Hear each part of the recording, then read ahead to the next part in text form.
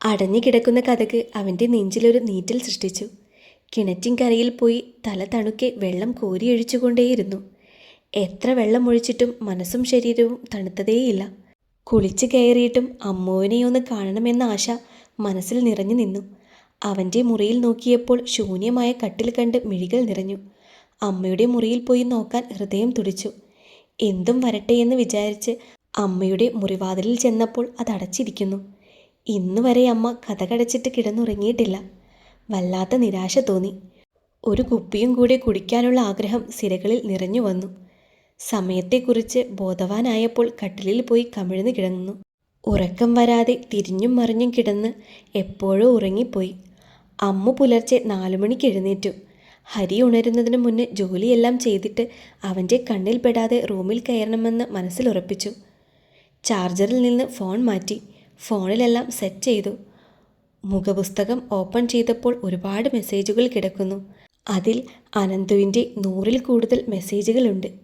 ഡിഗ്രിക്ക് പഠിക്കാൻ പോയ കാലം മുതൽ തൻ്റെ പുറകെ നടക്കുന്നവരാണ് അനന്തു. അച്ഛൻ്റെ ഉപദേശം ആവോളം ഉള്ളതുകൊണ്ട് എത്ര പുറകെ നടന്നിട്ടും കണ്ടില്ലെന്ന് നടിക്കുകയാണ് ചെയ്തിട്ടുള്ളത്. മെസ്സേജ് വന്നാലും ഇന്നേ വരെ തിരിച്ച് റിപ്ലൈ ഒന്നും കൊടുത്തിട്ടില്ല. ഇന്നും പതിവ് പോലെ അവൻ്റെ മെസ്സേജുകളെല്ലാം വായിച്ചു. അച്ഛനും അമ്മയും മരിച്ചതറിഞ്ഞ് അനുശോചനം ഇട്ടിരിക്കുന്നു. തന്നെ കാണാത്തത് കൊണ്ട് എല്ലായിടവും തിരക്കിയെന്ന് പറഞ്ഞിരിക്കുന്നു. തന്നെ അന്വേഷിച്ച് നടക്കുകയാണ്. ഞാൻ എവിടെയാണെന്ന് ചോദിച്ചിരിക്കുന്നു. ബാക്കിയുള്ള എല്ലാവരുടെയും മെസ്സേജിലൂടെ ഒന്ന് കണ്ണോടിച്ചു. വാട്സാപ്പിൽ കോളേജ് ഗ്രൂപ്പുകളിൽ നിന്ന് മെസ്സേജ് വന്ന് നിറഞ്ഞു. ബെസ്റ്റ് ഫ്രണ്ടായ അനിതയുടെ മെസ്സേജിന് മാത്രം റിപ്ലൈ കൊടുത്തു. ഫോൺ മാറ്റിവെച്ച് അടുക്കള ജോലിയിലേക്ക് ഇറങ്ങി. ഹരി ഉണരുന്നതിന് മുന്നേ തന്നെ ജോലി ഒതുക്കിയിട്ട് റൂമിൽ കയറിയിരുന്നു. മോള് മുറിയിൽ തന്നെ ഇരിക്കുകയാണോ? മുറിയിൽ നിന്ന് പുറത്തിറങ്ങുന്നില്ല? ശാരദ അവളുടെ താടിത്തുമ്പ് ഉയർത്തി കണ്ണിൽ നോക്കിക്കൊണ്ട് ചോദിച്ചു. വേണ്ട അമ്മേ, ശ്രീയേട്ടൻ എന്നെ കാണുന്നതിന് ഇഷ്ടമല്ല. അതുകൊണ്ട് ശ്രീയേട്ടൻ പോകുന്നത് വരെ ഞാൻ മുറിയിൽ തന്നെ ഇരിക്കാം. മീൻ കൂട്ടാൻ കൂടിയേ വെക്കാനുള്ളൂ. ബാക്കിയെല്ലാം ഞാൻ വെച്ചിട്ടുണ്ട്. തുണിയൊക്കെ ശ്രീയേട്ടൻ പോയതിനു ശേഷം നനയ്ക്കാം. എൻ്റെ അമ്മുമോളെ, ജോലി ചെയ്യാനല്ല നിന്നെ പുറത്തോട്ടിറങ്ങുന്നില്ലേ എന്ന് ചോദിച്ചത്. എത്ര നാൾ നീ ഇങ്ങനെ അവനെ ഒളിച്ച് നടക്കും? മറുപടിയൊന്നും പറയാതെ നിറകണ്ണുകളുമായി കുനിഞ്ഞിരിക്കുന്നവളെ ചേർത്ത് പിടിച്ച് വാത്സല്യത്തോടെ നെറ്റിയിൽ ഉമ്മ കൊടുത്തു. എൻ്റെ മോളുടെ ഇഷ്ടം കണക്ക് ചെയ്താൽ മതി. അമ്മ ഇനി മുതലൊന്നും ചോദിക്കുകയും പറയുകയും ചെയ്യില്ല. പക്ഷേ നീ അവനെ വെറുക്കുകയോ ഉപേക്ഷിച്ചു പോവുകയോ ചെയ്യരുത്. എൻ്റെ മോളായി അവൻ്റെ പെണ്ണായി നീ ഈ വീട്ടിൽ കാണണമെന്നാണ് എൻ്റെ ആഗ്രഹം. അതമ്മയുടെ അത്യാഗ്രഹമാണെങ്കിൽ ഇപ്പോൾ തന്നെ മോൾ അമ്മയോട് പറയണം. മറുപടിയൊന്നും പറയാതെ അമ്മയെ ചേർത്ത് പിടിച്ച് പൊട്ടിക്കരഞ്ഞു. മോളൊന്നും പറയണ്ട, കരയാതിരുന്നാൽ മതി. കണ്ണു തുടയ്ക്കൂ, അമ്മയ്ക്ക് സങ്കടം വരും മോള് കരയുന്നത് കാണുമ്പോൾ. അമ്മ ഇനി ഇങ്ങനെയുള്ള കാര്യങ്ങൾ ചോദിക്കുകയും പറയുകയും ചെയ്യില്ല. ഇവിടെ മെഷീനുണ്ട്, മോള് തയ്ക്കുമെന്ന് അമ്മ എല്ലാവരോടും പോയെന്ന് പറയട്ടെ. അന്നേരം തയ്യൽ കിട്ടിയാലോ? അവളുടെ സങ്കടം മാറാൻ വേണ്ടി ശാരദ വിഷയം മാറ്റി. കതകടച്ച് കുറ്റിയിട്ട് തന്നെ ഇരുന്നു. അമ്മ പോയിട്ട് വരുന്നത് വരെ തുറക്കണ്ട. നേരത്തെ എഴുന്നേൽക്കുന്നവനാണ്. ഇപ്പോൾ 8 മണിയായിട്ടും ഉണരാതെ കിടക്കുന്നത്. അവനും വന്ന് വിളിച്ചാലും മോള് കതക് തുറക്കണ്ട. അമ്മയുടെ ശാഠ്യം പിടിച്ച പറച്ചിൽ കേട്ടപ്പോൾ അവൾക്ക് പുഞ്ചിരി വന്നു. അവളുടെ തലയിൽ തഴുകിയിട്ട് ശാരദ പാല് വാങ്ങാനും എല്ലാവരോടും മെഷീൻ്റെ കാര്യം പറയാനുമായി പോയി. ഫോണിൻ്റെ ശബ്ദമാണ് ഹരിയെ ഉറക്കത്തിൽ നിന്നും ഉണർത്തിയത്. ഫോണിൽ സംസാരിച്ചു കൊണ്ട് തന്നെ എഴുന്നേറ്റ് കൈലി മുറുക്കിയെടുത്തു. ഫോൺ വെച്ച് ബാത്റൂമിൽ പോകാൻ നോക്കിയപ്പോൾ മുറ്റമെല്ലാം അടിച്ച് വൃത്തിയാക്കിയിട്ടിരിക്കുന്നത് കണ്ടു. ബാത്റൂമിൽ പോയി പല്ലും തേച്ച് മുഖം കഴുകി വന്നിട്ടും ആരെയും കണ്ടില്ല. അമ്മേ, അമ്മേ എന്ന് വിളിച്ചെങ്കിലും അമ്മയുടെ പൊടി പോലും കാണാനില്ലായിരുന്നു. അമ്മു എന്ന് വിളിക്കണമെന്ന് ആഗ്രഹമുണ്ടെങ്കിലും ഇന്നലെ കാത്തിരിക്കാത്ത ദേഷ്യത്തിന് ആ മനസ്സിനെ അങ്ങ് നിയന്ത്രിച്ചു. അവളെ കാണാനുള്ള ആഗ്രഹത്തോടെ അടുക്കളയിൽ പോയി നോക്കിയപ്പോൾ എല്ലാം ഒതുക്കി വൃത്തിയായി അടുക്കി വെച്ചിരിക്കുന്നു. അമ്മു വന്നതിന് ശേഷം വീടും മുറ്റവുമൊക്കെ എപ്പോഴും വൃത്തിയായി സൂക്ഷിക്കും. എൻ്റെ റൂം തന്നെ അവൾ മാറ്റിക്കളഞ്ഞു. ഞാൻ വലിച്ചു വാരിയിട്ട് പോയാലും അവൾ വൃത്തിയാക്കിയിടും. എൻ്റെ ഒരു തുണി പോലും അവിടെയും ഇവിടെയും ഇടില്ല. എല്ലാം കഴുകി മടക്കി അലമാരയിൽ വയ്ക്കും. ഇതൊക്കെ ആലോചിച്ചു കൊണ്ടവൻ തിണ്ണയിലിരുന്നു. ആ, മോൻ എണീറ്റായിരുന്നോ? പുച്ഛഭാവത്തോടെയാണ് ശാരദ അതേ ചോദിച്ചത്. ഓ, എഴുന്നേറ്റ്. അമ്മ രാവിലെ എവിടെയാണ് തെണ്ടാൻ പോയത്? ഞാൻ പാൽ വാങ്ങാൻ പോയി. പിന്നെ എൻ്റെ മോള് മെഷീൻ വാങ്ങിച്ചു. ഇവിടെ തയ്യലുണ്ടെന്ന് എല്ലാവരോടും പറയാൻ പോയതാണ്. അവൻ്റെ കണ്ണുകൾ കുറുകി. അവരെ സംശയദൃഷ്ടിയോടെ നോക്കി. മെഷീൻ വാങ്ങാൻ പൈസ എവിടുന്നാണെന്നല്ലേ നീ ചിന്തിക്കുന്നത്? അവളുടെ പൈസ തന്നെയാണ്. അവളുടെ അച്ഛനും അമ്മയും അവരുടെ മോൾക്ക് വേണ്ടി കരുതി വെച്ചിരുന്ന പൈസ. ആരുടെയും ഔദാര്യത്തിലും ചിലവിലുമാണ് എൻ്റെ കുഞ്ഞ് ജീവിക്കുന്നതെന്ന് ആരും പറയരുത്. അതിപ്പോൾ അവളെക്കാളും എൻ്റെ നിർബന്ധമായിരിക്കുന്നു. ഹരി തൊഴുതുകൊണ്ട് ശാരദയോട് പറഞ്ഞു. ഞാനൊരു കാര്യം ചോദിക്കട്ടെ? അമ്മ എൻ്റെ അമ്മ തന്നെയാണോ? നിനക്ക് അങ്ങനെയൊരു സംശയം തോന്നിയെങ്കിൽ അങ്ങനെ തന്നെ ഇരിക്കട്ടെ. എനിക്കത് തിരുത്താൻ മനസ്സില്ല. മുഖം കൂട്ടിക്കൊണ്ടവർ തിരിഞ്ഞു നടന്നു. അവൻ്റെ വാക്കുകൾ അവളെ വേദനിപ്പിച്ചതിൻ്റെ ആഴം അവന് മനസ്സിലായി തുടങ്ങിയിരുന്നു. ജോലിക്ക് ചെല്ലാൻ പറ്റില്ലെന്ന് കർണൻ മുതലാളിയെ വിളിച്ചു പറഞ്ഞിട്ടവൻ ഷാപ്പ് ലക്ഷ്യമാക്കി പോയി. ഈ മനോഹര ഭൂമിയിൽ ഇനിയൊരു ജന്മമില്ലല്ലോ സുഹൃത്തെ. ആസ്വദിക്കുക നാം. ഈ വിലാസലോല ഭൂമിയിൽ ആര് ബന്ധുക്കൾ സുഹൃത്തെ, ചുറ്റും ശത്രുക്കൾ. കേശവേട്ടൻ്റെ തനതായ ശൈലിയിലുള്ള നാടൻ പാട്ടിന് താളം പിടിച്ചുകൊണ്ട് എണ്ണമില്ലാതെ കുപ്പികൾ കഴിച്ചു തീർത്തുകൊണ്ടേയിരുന്നു. കള്ളിൻ്റെ ലഹരിയും മതിവരാഞ്ഞ് രവിയെ കൊണ്ട് കുപ്പി വാങ്ങിച്ചു. അതും വെള്ളം ചേർക്കാതെ പള്ളയിലേക്ക് നിറച്ചു. ഹരി, നീ ഒരുപാട് കഴിച്ചു, ഇനി കഴിക്കണ്ട, അവനെ ശാസിച്ചുകൊണ്ട് കേശവേട്ടൻ പറഞ്ഞു. എനിക്ക് കഴിക്കണം കേശവേട്ട. എൻ്റെ മനസ്സിൻ്റെ സങ്കടം തീരുന്നതുവരെ കഴിക്കണം. സംസാരിക്കാൻ കൂടി കഴിയാതവൻ്റെ നാക്ക് കുഴഞ്ഞുപോയി. ഇനി കഴിച്ചാൽ പിന്നെ നീ ഒരിക്കലും കഴിക്കേണ്ടി വരില്ല. ഉടലോടെ നരകത്തിൽ പോകും. രവി, ഇവനെ പിടിക്ക്, നമുക്ക് വീട്ടിൽ കൊണ്ടാക്കാം. കേശവേട്ടൻ പറഞ്ഞതും രവി ഹരിയുടെ ഒരു സൈഡിലായി പോയി പിടിച്ചിരുന്നു. എന്തൊക്കെയോ പിറുപിറുക്കുന്നുണ്ടെങ്കിലും ഒന്നും വ്യക്തമല്ലായിരുന്നു. കൊച്ചാപ്പി, നീ എൻ്റെ സ്കൂട്ടറും കൊണ്ട് ഞങ്ങളുടെ പുറകെ വാ. സ്കൂട്ടറിൻ്റെ താക്കോല് കൊച്ചാപ്പിയുടെ കയ്യിൽ കൊടുത്തിട്ട് കേശവേട്ടൻ പറഞ്ഞു. അതെന്തിനാണ് കേശവേട്ട സ്കൂട്ടർ? ബൈക്കിലല്ലേ പോവാൻ പോകുന്നത്? കൊച്ചാപ്പി സംശയത്തോടെ ചോദിച്ചു. തിരിച്ച് പിന്നെ നിന്റെ തന്ത കൊണ്ടുവരുമോ എന്നെ? നല്ല കലിപ്പിൽ കേശവേട്ടൻ കൊച്ചാപ്പിയോട് പറഞ്ഞു. ഹരിയുടെ ബൈക്ക് കേശവേട്ടനാണ് ഓടിച്ചത്. ഹരിയെ നടുക്കിരുത്തി രവി പുറകിലിരുന്നു. ശാരദയും അമ്മുവും ചായ്പിലായിരുന്നു. അമ്മു നൈറ്റി വെട്ടി തയ്ക്കുന്നത് ശാരദ കണ്ടുകൊണ്ടിരിക്കുകയായിരുന്നു. അപ്പോഴാണ് ഹരിയുടെ ബൈക്കിൻ്റെ ശബ്ദം കേട്ടത്. അമ്മുവിൻ്റെ നെഞ്ചിൽ കൂടിയൊരു കൊള്ളിയാൻ പാഞ്ഞുപോയി. ശാരദ പുറത്തിറങ്ങി നോക്കിയപ്പോൾ കൊച്ചാപ്പിയും രവിയും കൂടി താങ്ങിയിറക്കുന്ന ഹരിയെയാണ് കണ്ടത്. ബൈക്ക് വെച്ചിട്ട് കേശവനും ഹരിയെ പിടിച്ചു. എൻ്റെ മോനെന്താ പറ്റിയത് കേശവേട്ട എന്ന് ചോദിച്ചുകൊണ്ട് ശാരദ നിലവിളിച്ചോണ്ടോടി. ഒന്നുമില്ല ശാരദേ, നീ ഇങ്ങനെ കരയാൻ വേണ്ടി ഒന്നുമില്ല. അവൻ കഴിച്ചത് കൂടിപ്പോയി. ഇനിയും കഴിച്ചാൽ ശരിയാവില്ല. അതാ ഞാനിങ്ങ് കൊണ്ടുവന്നത്. ശാരദയെ സമാധാനിപ്പിച്ചുകൊണ്ട് കേശവൻ പറഞ്ഞതും ശാരദ പറഞ്ഞു. അവനെ ഈ തിണ്ണയിലോട്ട് കിടത്തിയേക്ക്. ബോധം തെളിയുമ്പോൾ അകത്ത് കയറി കിടന്നോളും. അവിടെ കിടത്തിയിട്ട് ബൈക്കും വെച്ചവർ പോയി. അവർ പോയതിനു ശേഷമാണ് അമ്മു ഇറങ്ങി വന്നത്. അവൻ്റെ കാലിൻ്റെ അടുത്തിരുന്ന് കരയുന്ന ശാരദയെ കണ്ടപ്പോൾ അവൾക്ക് അവനോട് വല്ലാത്ത ദേഷ്യം തോന്നി. അകത്ത് പോയി വെളിച്ചെണ്ണയെടുത്ത് കൊണ്ടുവന്ന് അവൻ്റെ തലയിൽ പൊത്തിക്കൊടുത്തു. വെള്ളം കോരിക്കൊണ്ടുവന്ന് തലവഴി ഒഴിച്ചു കൊടുത്തു. ഒരു തൊടി വെള്ളത്തിൽ കൂടുതൽ അവൾ കോരിയെടുത്ത് അവനെ കുളിപ്പിച്ചു. അമ്മ, അവിടെ ഇരിക്കുന്ന തൈര് കലക്കി കൊണ്ടുവാ. ഞാൻ കുറച്ചുകൂടി വെള്ളം കോരി കൊണ്ടുവന്നൊഴിക്കട്ടെ. വെള്ളം കോരി ചെരുവത്തിൽ വെച്ചിട്ട് കലക്കിയ മോര് മുഴുവൻ അവനെക്കൊണ്ട് കുടിപ്പിച്ചു. അമ്മയ്ക്കും മോൾക്കും ഇതൊരു ബാലി കയറാ മല തന്നെയായിരുന്നു. പിന്നെയും തലവഴി വെള്ളം ഒഴിച്ചു കൊടുത്തു. ഇനി എങ്ങനെയാണ് അമ്മേ നമ്മളൊന്ന് അകത്തേക്ക് എത്തിക്കുന്നത്? ഈ നനഞ്ഞ തുണിയൊക്കെ മാറ്റി കൊടുക്കണമല്ലോ. താടിക്ക് കൈകൊടുത്തുകൊണ്ട് ആലോചനയോടെ അമ്മ പറഞ്ഞു. ഇത്രയും വളർന്ന മകൻ്റെ തുണി മാറാൻ ശാരദയ്ക്കും ബുദ്ധിമുട്ടുണ്ടായിരുന്നു. സാരമില്ല മോളെ, ഉടുപ്പ് മാത്രം മാറിയാൽ മതി. ഉടുപ്പൂരി മാറ്റിയിട്ട് അമ്മയും മോളും കൂടി പിടിച്ചു കട്ടിലിൽ കൊണ്ടുപോയി കിടത്തി. ബെഡ്ഷീറ്റ് എടുത്ത് പുതപ്പിച്ച് കയ്യിൽ വലിച്ചൂരിയെടുത്തു. അവളുടെ പ്രവൃത്തികളെല്ലാം അമ്മ നോക്കിക്കാണുകയായിരുന്നു. അവൾ ആ തുണിയും എടുത്ത് പുറത്തുപോയി. ശാരദ ഹരിയുടെ അടുത്ത് തന്നെ ഇരുന്നു. അവൻ അവ്യക്തമായി എന്തോ പറയുന്നുണ്ടായിരുന്നു. മോനെ, നീ എന്താ പറയുന്നത്? അവൻ പറയുന്നത് കേൾക്കാൻ ചെവി അടുപ്പിച്ച് പിടിച്ചു. അമ്മുവിനെ കാണണമെന്നാണ് അവൻ പറയുന്നതെന്ന് അവർക്ക് മനസ്സിലായി. അവൻ്റെ മനസ്സിൽ അമ്മു നിറഞ്ഞെന്ന സത്യം അവരെ സന്തോഷവതിയാക്കി. ഈ സമയം അമ്മു അവനോടുള്ള ദേഷ്യം മുഴുവൻ തുണിയോട് തീർക്കുകയായിരുന്നു. തുണി കഴുകി വിരിച്ചിട്ട് തിണ്ണയിലെ വെള്ളമെല്ലാം ചൂലുകൊണ്ട് തൂത്തുകളഞ്ഞു. മുറ്റം കൂടി അങ്ങ് വൃത്തിയാക്കിയിട്ട് തയ്ക്കാനായി കയറി. മെഷീൻ ചവിട്ടുമ്പോഴും ദേഷ്യം കൂടിക്കൂടി വന്നു. അമ്മുവിൻ്റെ അടുത്ത് വന്നിരുന്ന് ശാരദ ചോദിച്ചു.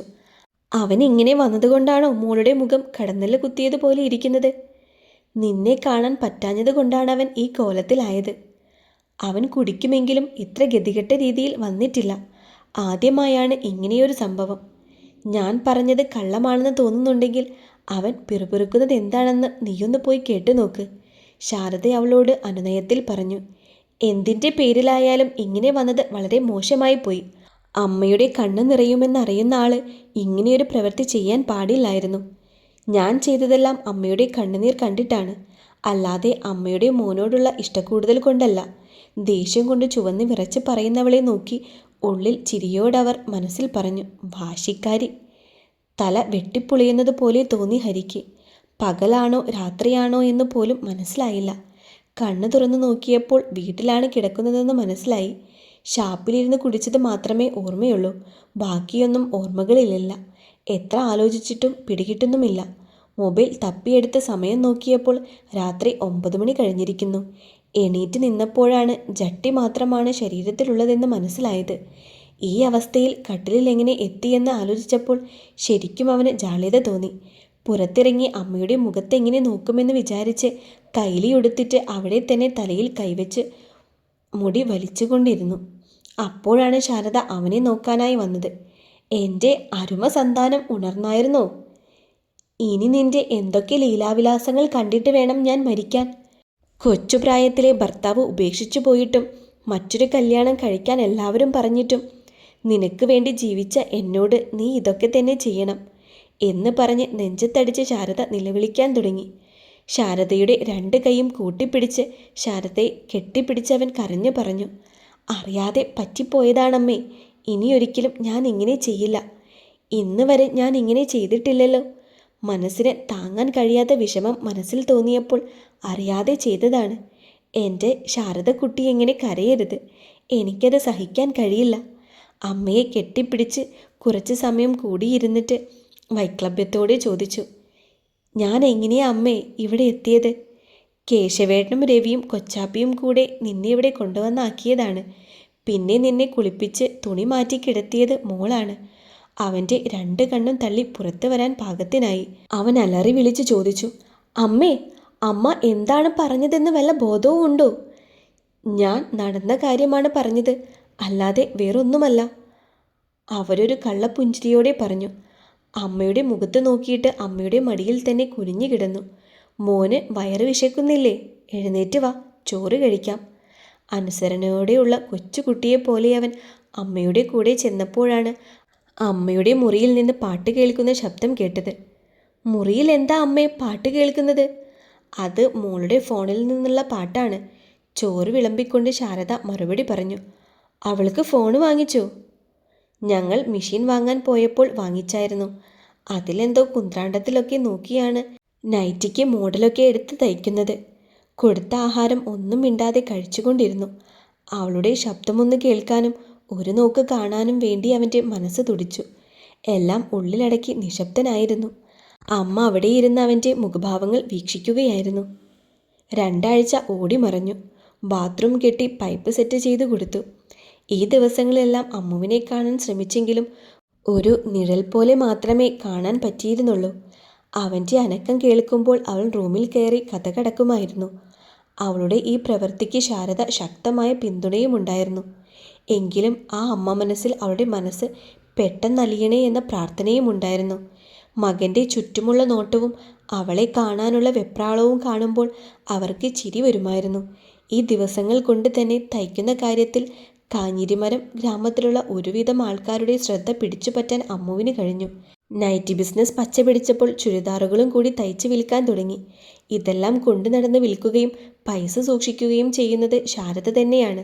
നിറഞ്ഞ മനസ്സോടെ അവരത് ചെയ്തു പോരുകയും ചെയ്തു. അവളുടെ ഒളിച്ചു കളിയവൻ്റെ മനസ്സിൽ ദേഷ്യമായി പരിണമിക്കുന്നുണ്ടായിരുന്നു. ഇത്രയൊക്കെയാണെങ്കിലും ഷാരിയുടെ അടുത്തുള്ള പോക്കിന് കുറവൊന്നും വന്നില്ല. ഗിരീഷ് ജയിലിൽ നിന്ന് ഇറങ്ങിയെങ്കിലും ഹരിയുടെ അടുത്ത് ശല്യത്തിനൊന്നും ചെന്നിട്ടില്ല. ഗിരി വന്നതുകൊണ്ട് തന്നെ ഹരി ഓട്ടം പോകുന്നതൊക്കെ നിർത്തി.